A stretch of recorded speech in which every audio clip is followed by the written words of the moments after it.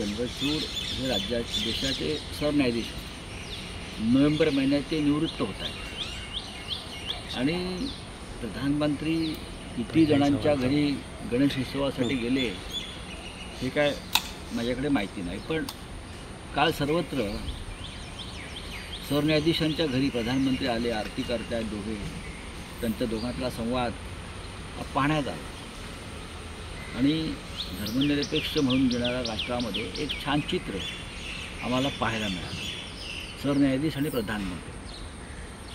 खरं म्हणजे हे संविधानाला किंवा प्रोटोकॉलला धरून आहे का याच्याविषयी लोकांमध्ये आणि घटनातज्ञांमध्ये चर्चा सुरू.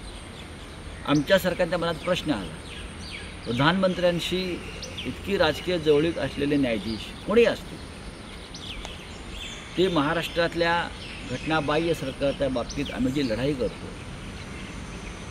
मग तर आम्हाला न्याय मिळणं का मिळत नाही किंवा तारखांवर तारखा का पडतात अशा आमच्या लोकांच्या मनात शंका आहे. ते का होत आहे?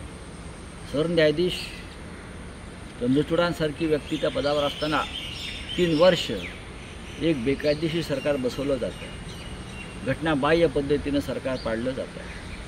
हे सरकार घटनाबाह्य आहे असं स्वतः सरन्यायाधीश वारंवार सांगत राहिले, तरीही निर्णय आणि निकाल होत नाही. ते निवृत्तीला आले आणि काल त्यांच्या घरी प्रधानमंत्री पोहोचले.